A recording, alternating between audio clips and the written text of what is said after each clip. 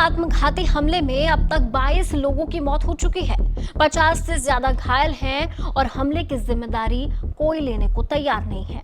लेकिन इस हमले की टाइमिंग जो कहानी बयां कर रही है वो सीरिया से निकलकर अमेरिका और ईरान तक पहुंच रही है, जो फिलवक्त एक दूसरे के साथ जंग में उलझे हुए हैं और जिसकी जड़ में है वो इजराइल जिसने इस जंग की शुरुआत की है।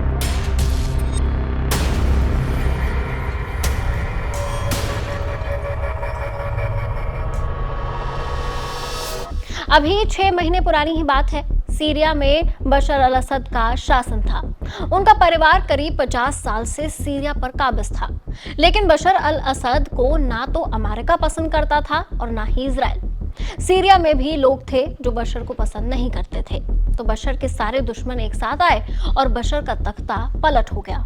इसी की वजह से इजराइल को जश्न मनाने का मौका मिल गया, क्योंकि ये तख्ता पलट ऐसे वक्त में हुआ था जब इजराइल हमास के खिलाफ जंग में उलझा था और हमास की मदद के लिए आगे आए लेबनान वाले हिजबुल्ला, यमन वाले हुती और इन सब को हथियार और पैसा दे रहा ईरान इजराइल के लिए मुसीबत बना हुआ था।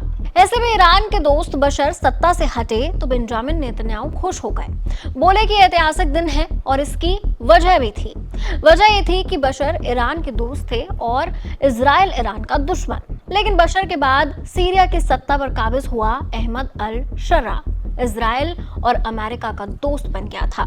हालांकि वो भी पहले एक आतंकी ही था और बड़ा आतंकी था, जिस पर अमेरिका ने $1 करोड़ का इनाम रखा था। 6 साल तक जेल में भी बंद रखा था, लेकिन रिहाई के बाद जब अहमद अल शर्रा ने बशर को हटाने में अमेरिका की मदद की तो अमेरिका ने भी अल शर्रा से दोस्ती कर ली और उसे सीरिया का राष्ट्रपति बना दिया।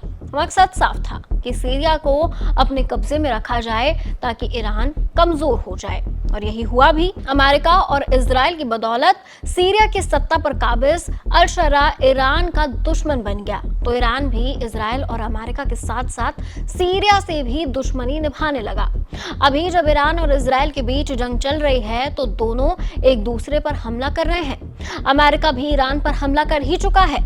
ऐसे में हो सकता है कि ईरान सीधे अमेरिका पर हमला ना कर पा रहा हो तो वो अमेरिका के दोस्त सीरिया पर हमला करवाए और ऐसी जगह करवाए जिससे मुस्लिम समुदाय को संदेश दिया जा सके कि अमेरिका के दोस्त देश ईरान के दुश्मन हैं और ईरान सबसे बदला लेगा।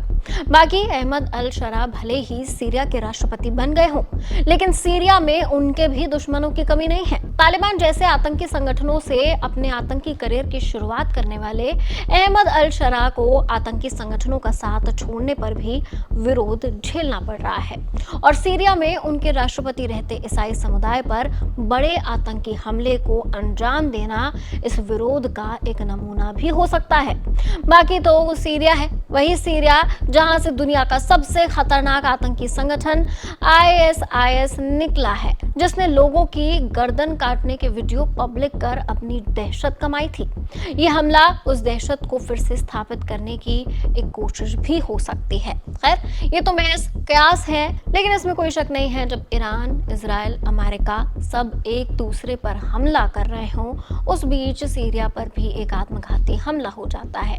तार जुड़े हो सकते हैं। आप क्या सोचते हैं? आपकी राय कमेंट सेक्शन में शेयर कीजिए। बाकी देखते रहिए ABP लाइव।